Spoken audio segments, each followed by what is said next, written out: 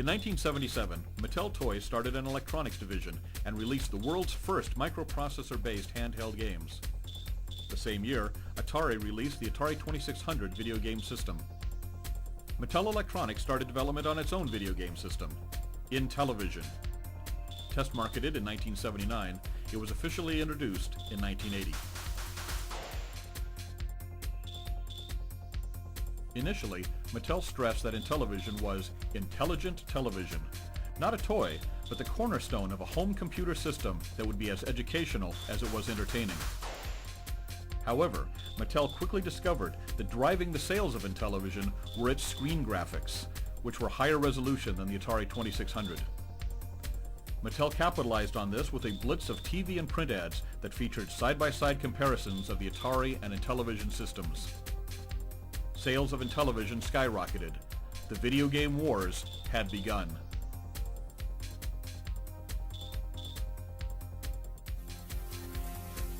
During 1981, Mattel hired programmers as fast as possible to meet the demand for more games. This was a new industry, so enthusiasm and energy were more important than experience. Most of those hired were in their early 20s.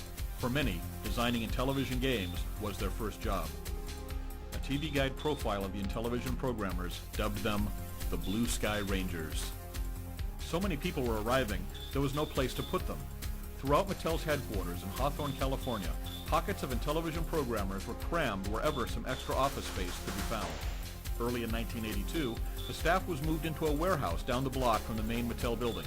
They continued to work on Intellivision games while the warehouse was being remodeled into an office building around them.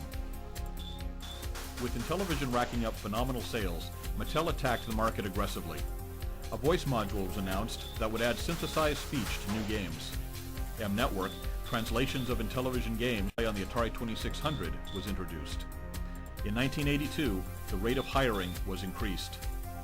Soon there were well over 100 programmers, artists, managers, writers, and others on the second floor of the converted warehouse, all working on game software. The windowless warehouse was open 24 hours a day. The pressure of deadlines was constant. Working late or all night was normal. Because of the odd hours, the programmers, mostly young and single, tended to socialize with each other. Working at Mattel, one artist remarked at the time, was like living in a college dorm. Life seemed to be half stress, half party.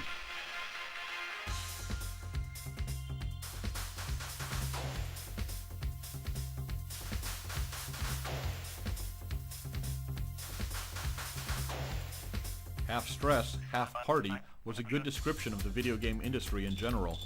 By summer 1982, the Atari Intellivision war was in full swing. The Atari 2600 was in over 10 million homes, the Intellivision in 3 million. Successful games sold 1 million plus copies. Other companies were now producing games for one or both systems. Soon, a glut of titles flooded the store shelves.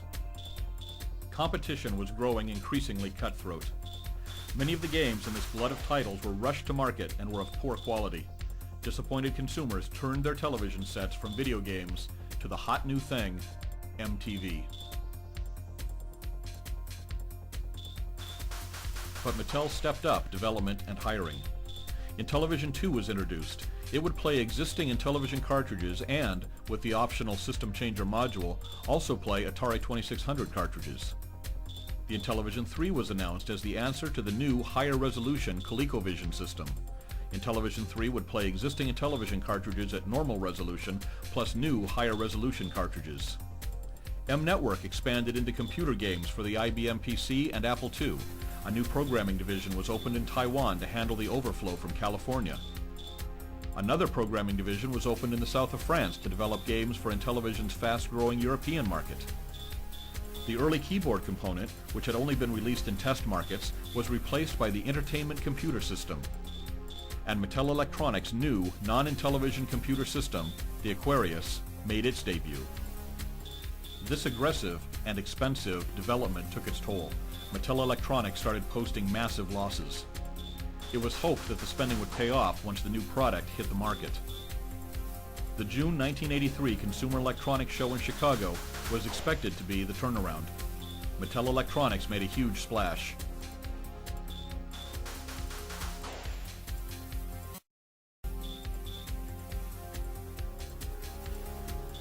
While the enthusiasm for Intellivision and its games was still strong, the reception for the new hardware, Intellivision 3, Aquarius, the entertainment computer system, was lukewarm. Too little, too late, commented one analyst. Mattel Incorporated responded by replacing Electronics' top management. A new team was brought in to stress software development over hardware. The new team discontinued the IntelliVoice and Aquarius, canceled the still unreleased Intellivision 3, and put future development of the entertainment computer system at the lowest priority. Over 500 workers were laid off in August. Game development continued, but so did the slide into debt.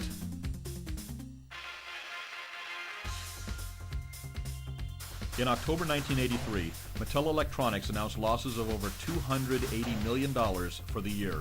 More layoffs quickly followed. Down to about 30 people, the software staff spent November and December polishing up their games and their resumes.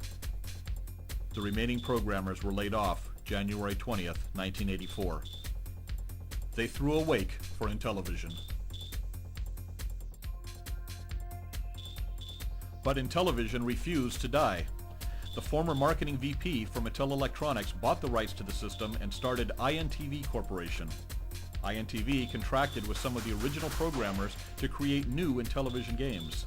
Running a low-overhead operation, INTV was able to supply Intellivision owners with new games throughout the rest of the 1980s. But in 1990, with the rise of new video game systems led by Nintendo, interest in Intellivision games faded. INTV was forced to close up shop.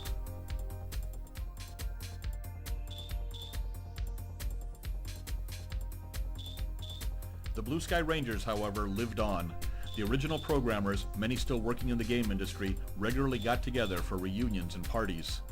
In June 1995, they started a website about how the Intellivision games were created.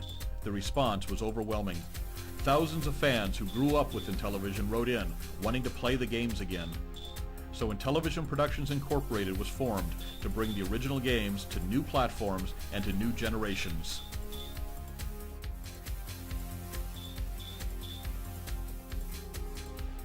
More than 2 decades after the original idea,